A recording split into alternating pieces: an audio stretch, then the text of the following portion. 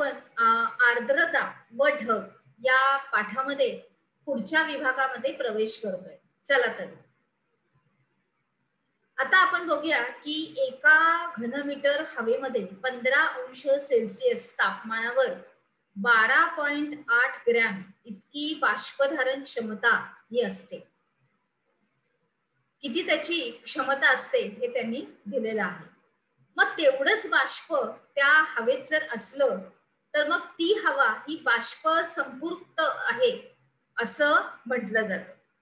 मग हवेतली ही आर्द्रता ही निरनिराळ्या पद्धतीने आपल्याला व्यक्त करता येते. आता पहा बरे जमते का? हा तक्ता तुम्हाला दिलेला आहे, हा आपल्या पाठ्यपुस्तकामध्ये सुद्धा आहे विद्यार्थी मित्रांनो. तर तुम्ही तो बघायचा आहे, त्याचं निरीक्षण वगैरे व्यवस्थित करायचंय. आता आपण पुढच्या भागात जाऊया. तर निरपेक्ष आर्द्रता. तर एका एका घनमीटर हवेमध्ये ही किती ग्रॅम बाष्प असतं त्यावरूनच त्याची निरपेक्ष आर्द्रता ही काढली जाते. उदाहरण आपण घेतलं तर सागरी भागामध्ये हवेची निरपेक्ष आर्द्रता ही भूभागावरील हवेपेक्षा अधिक असते. बरोबर? कारण विषुववृत्तीय प्रदेशामध्ये निरपेक्ष आर्द्रता जास्त असते, तर ती ध्रुवाकडे काय असते? कमी कमी होत जाते. बरोबर? आता या विभागामध्ये परत आपण एक बघूया. जरा डोकं चालवा. तर इथं काही प्रश्न उत्तर तुमच्यासाठी अर्थात दिलेली आहेत. थोडंसं ते वाचायचे तुम्ही. आपल्या पाठ्यपुस्तकात सुद्धा आहे. मी परत परत तुम्हाला ते सांगते. परंतु मी आपल्याला माहित पडावं की हे पण आपल्याला वाचलं पाहिजे. काही काही तर मी वाचून पण दाखवते, काही काही मी तुम्हाला वाचायला देते. त्याप्रमाणे चला पुढे जाऊया. तर आता पृथ्वीवरील जमीन आणि पाणी यांचं वितरण हे ऋतुमान याच्यानुसार सुद्धा निरपेक्ष आर्द्रतेत हा त्यांच्या फरक पडतो. बरोबर? मग आता ही सापेक्ष आर्द्रता ही काय असते? तर एका विशिष्ट तापमानाला आणि विशिष्ट घनफळ असलेल्या हवेतील निरपेक्ष आर्द्रता आणि त्याच तापमानावरील हवेची बाष्पधारण क्षमता यांच्या गुणोत्तरावरूनच हवेची सापेक्ष आर्द्रता आपल्याला सांगता येते. मग ही सापेक्ष आर्द्रता ही टक्केवारीत व्यक्त केली जाते. कशामध्ये? टक्केवारीमध्ये. त्याच्यासाठी एक सूत्र आहे. तर सापेक्ष आर्द्रता म्हणजे 0% बरोबर निरपेक्ष आर्द्रता भागिले बाष्पधारण क्षमता आणि गुणिले 100. हे सूत्र आहे त्याचं. त्याच्यामुळे काय गुंतागुंत नाहीये, साधं एक सूत्र दिलेलं आहे. मग एका घनमीटर हवेची निरपेक्ष आर्द्रता ही 20 ग्रॅम मी 3 असून बाष्पधारण क्षमता 30 ग्रॅम मी 3 आहे. तर या हवेची सापेक्ष आर्द्रता किती? त्याच्यासाठी तुम्ही सूत्र वापरून हे सोडवायचंय आणि आपल्या वहीमध्ये त्याची नोंद करून ठेवायला विसरू नका.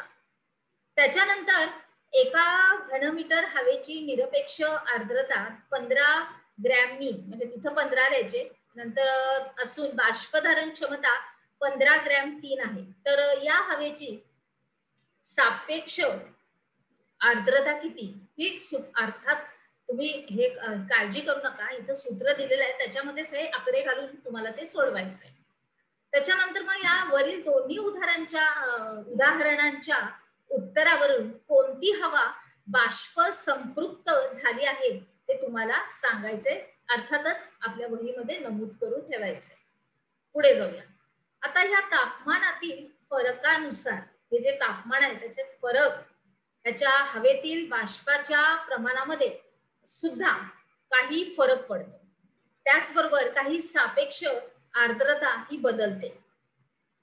तर सर्वसाधारणपणे आपण सकाळी आणि रात्री या सापेक्ष आर्द्रता असतात त्या जास्त असतात आणि दिवसा तापमान हे जास्त असतं, वाढतं. मग ही सापेक्ष आर्द्रता कमी होते. लक्षात आलं? मग समुद्र किनाऱ्याजवळील जे प्रदेश आहेत त्याच्यामध्ये ही सापेक्ष आर्द्रता ही जास्त असते बघा, कारण तिथं पाण्याची वाफ होतच असते, म्हणजे बाष्पयुक्त असं वातावरण असतं. त्यामुळं तिथली हवा कशी असते? दमट अशी असते, दमट अशी हवा असते. आणि वाळवंटी प्रदेशात सापेक्ष आर्द्रता ही कमी असते. त्याच्यामुळे तिथली हवा कशी असते? कोरडी. कशी हवा असते? कोरडी. कारण तिथे काय पाणी वगैरेचा काही नामोनिशाण नसतो त्याच्यामुळं. बरोबर? त्याच्यामुळं समजलं?